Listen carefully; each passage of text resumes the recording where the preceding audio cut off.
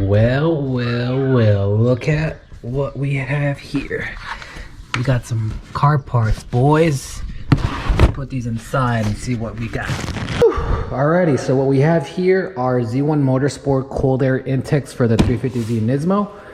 I ordered these about 4 weeks ago, and honestly, I was giving customer service a lot of shit because, you know, it's been a while since I ordered them, but they finally got here, and I couldn't be happier. So thank you, Z1 Motorsports, and I apologize for, you know, basically massively emailing you guys for a tracking number, but they got here, so thank you. And we're gonna unpackage this box and see what they look like. Alrighty, so after unboxing everything, this pretty much is all the pieces that are included when you buy the 350z Z1 Motorsport cold air intakes for the VQ35HR. So first things first, you have your clamps, you have your couplers, you have more of your couplers, right? And then here you have your fabrication. So you have the option to buy these polished aluminum, black, wrinkle red, or carbon fiber. So I just went ahead with the polished look.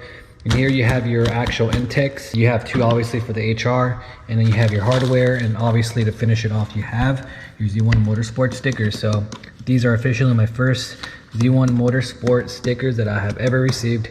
I'm actually excited, honestly. Going back to the intakes here, you do have the option to buy a bigger intake. I think it's called Velocity Stacks. They're a lot bigger, and I think on average you gain an extra 5 wheel horsepower if you buy the bigger cones. Now, as far as performance goes, after installing these intakes on your car, Z1 Motorsports was able to achieve an increased 11 wheel horsepower, an additional 10 pounds-feet of torque with peak gains of 16 wheel horsepower and 12 pounds-feet of torque at the peak of the power band. This is without a tune. Installing these parts with a tune, you'll definitely make a little more than 16 wheel horsepower. I'm actually excited to put these on just by reading that description. Again, thank you Z1 Motorsports for the parts. Everything was nicely packaged. Nothing looks broken, nothing looks cracked.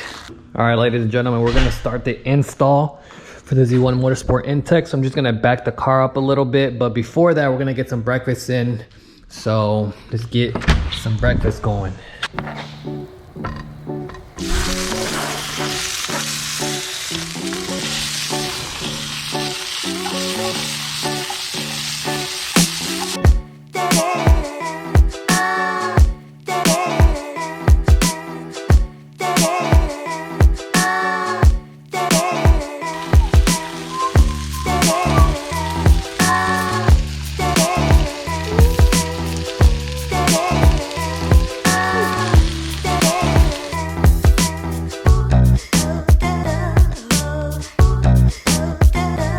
All right, so we're gonna start removing the bumper here. I haven't really done extensive research as far as taking this off, but I mean, I've taken several bumpers off, so for the most part, just taking clips off and screws off, so that's what we're gonna do.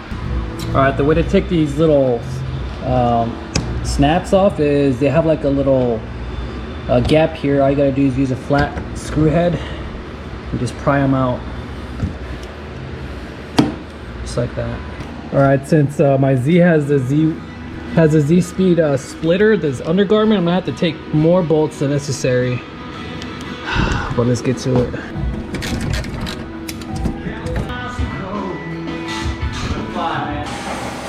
All right, we got Schmallen working on his Trans Am over here.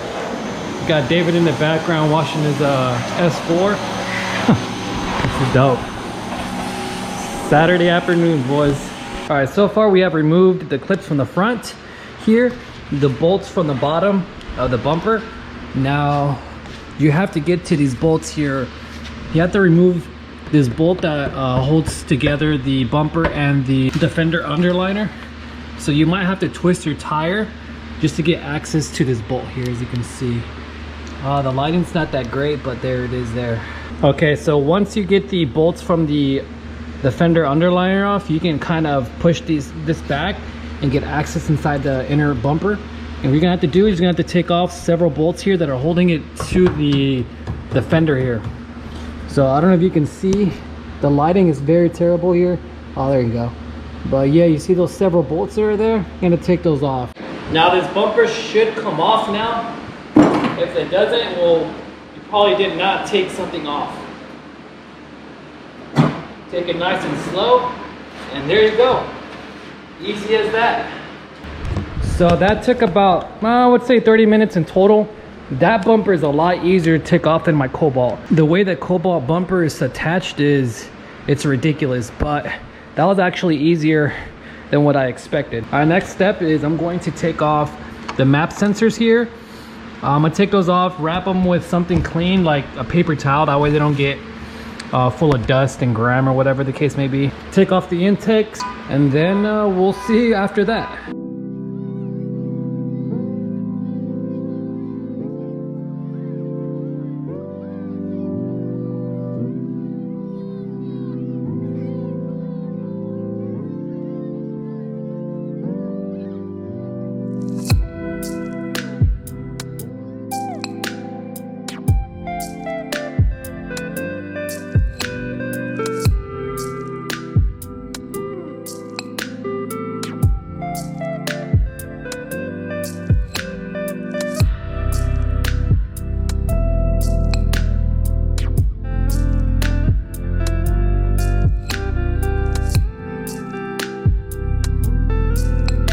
Yeah, let me see that. Let me see that headband, bro.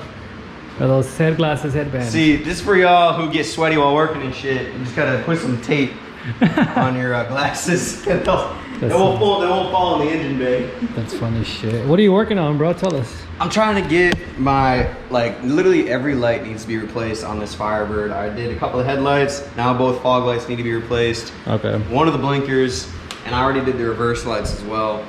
All right, so we got the old short ram intakes off completely. I took a step further and took off the brackets that were here. That way I can just have more space to work with when I'm installing the new cooled air intakes that you have here. So this is what the layout looks like. Basically you have your coupler, your piping, some more couplers, right? And then your intakes here. Yeah, let's get to it and start slapping this thing on. So what we're gonna have to do is we're gonna have to remove this baffle here, and it's gonna be replaced with a silicone tube here. So that's gonna be replaced on the passenger side. So we're gonna focus on the passenger side right now, and then I'll switch over to the driver's side. Can you just pull that out very slowly? Like I'll hold this, and then just kind of like, yeah, wiggle it out. There we go.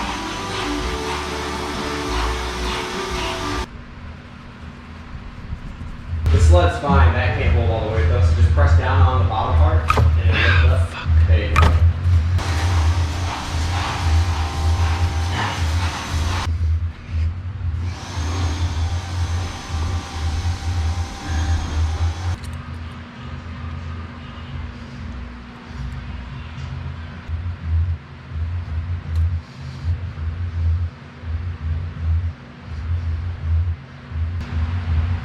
There you go.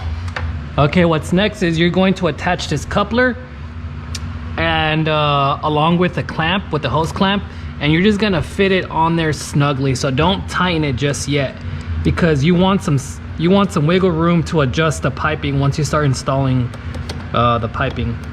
Now, which pipe goes on which side, right? So when you're installing the piping, make sure the map sensor is facing downward. And you'll know you have the right pipe on the right side is because this pipe here will align directly onto this nipple here. So whew, I just want to ensure the pipe actually goes in the throttle body and it's not just like fucking halfway on there. So that's the tricky part. Fuck, I'm gonna end up scratching the shit out of this. All right guys, so we got the piping in. It's a little bit of a struggle. You will scratch your piping, so you know the best way you can avoid scratching your piping is putting a rag in between while you're kind of wiggling it in. That is that. Now it's time to install this silicone tube here. There we go. All right, so I've completely installed the left side, or I should say the passenger side of the intake. you are going to run into some fitment issues, especially if you have the Nismo version. I don't know exactly what the difference is between like a regular 350Z HR and a 350Z Nismo, but you will have to configure and change the placement of your horns. You're gonna have to take off the brackets that are here and here. That way your cold air intakes fit. So I ended up zip lining my horns down here at the bottom. That horn here and the other horn there. Now the one thing you do have to ensure is that your metal piping isn't touching any other metal. And the reason for that is because when the engine gets hot, piping gets hot, and if there's metal to metal, it's going to burn or going to pierce a hole through your piping. So you don't want to, just make sure your piping isn't touching any metal. I ended up using a plastic shield here, and I wrapped it over this crash bar and taped it with some electrical tape, and that way it protects this intake from rubbing against the metal. So yeah, that's just an extra step that I took. You guys don't have to do that. All right, so just to recap the passenger side install, you have your coupler, you have your 2 hose clamps, you have your piping, and then you have that long silicone tube that replaces the baffle, and then it runs down. You have a hose clamp here tied to the silicone pipe, runs down, and then you have your actual air intake filter. It's clamped on with 2 hose clamps. Okay, so you will end up facing another predicament when you're installing the driver's side of the intake. So the predicament here is this part here. So this part fits right underneath here, underneath the platinum here, and you're gonna have to cut this little piping here because this connects to this part of the intake. I took about, I would say, a good 1.5 inches off with just a hacksaw. So that's pretty much what I took off. All right, you will also have to cut the silicone tube a little shorter. So that's about how much I took off. Whew. All right, so we're done with that. Honestly, it's pretty easy, simple work, but it's just really tedious to get all the clamps on together. But yeah, we're done with that section. Holy crap. Oh, I'm so tired, guys. It is so hot outside. I've been going at it for about 3 hours already. But we're almost there. We're almost there, baby. Find that motivation, baby. Let's go. Cool trick or tip when installing these rubber silicone tubings, just use some lithium grease, like just kind of put some on the rim. It'll make your life a lot easier when you're trying to squeeze them into the piping. So put it on the outer rim here. Get in there. Oh, fuck. Oh, fuck yeah. Oh, yes. Oh. Y'all like that, huh? Oh. There we go. As you can see, it's a tight fitment. There's no metal to metal contact. Oh, yes. This is perfect. Woo! Woo! Woo! Yes. Now this is what I'm talking about. That's why I put some padding here, because as you can see, this is touching the metal. I don't want that, so I'm gonna find some type of padding here, tape it up, and then finish that up. Another helpful advice is before you install the piping, make sure you remove the little screws where the map sensor is mounted, because it's going to be a pain to get these off once this is on. Just save yourself some time and some stress and remove these before you actually place the piping on there. We did it, we made it, we did it, we made it. Shout out to Josh Answers, baby. If y'all watch the stock market live Monday through Friday, you guys know what I'm talking about. But we did it. Everything is bolted on as it should be. The map sensors are back on. That was a struggle, but we got it on there. We finally did it. Wow. I started around 12 o'clock today, this afternoon. I just finished up and it's about 6:45. That was a struggle. It was more of a struggle because of the heat. You know, I had to take periodic breaks, go inside, cool off, drink some water, come back, work on the car. But overall, it's not a complicated job. It's just the fact that fitment is key and making sure everything fits right. So far, it's a clean install. No issues as of right now. So we're gonna turn on the car and see how she sounds.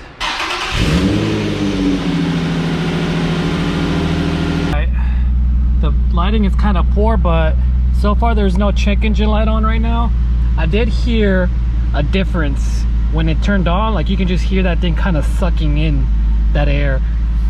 So I did notice that slight difference on startup. But so far no check engine light on. I'm gonna let it warm up a little bit. Even though it's 109 degrees, holy crap. But I'm gonna let her warm up, let all the oil kind of go up the engine and all that stuff. Whatever the hell engines do. Wow, this car looks so aggressive without the bumper. Those intakes look killer. Look at how aggressive that looks. Jeez. Woo! It looks so good, look at that. Damn.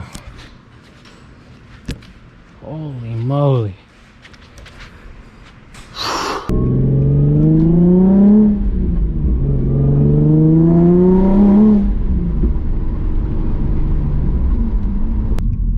So I did feel the acceleration difference. It's a lot more responsive, let's just say that.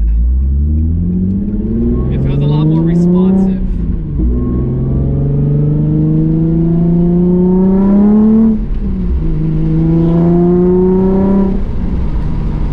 Yeah. It feels good though. It definitely feels a lot better.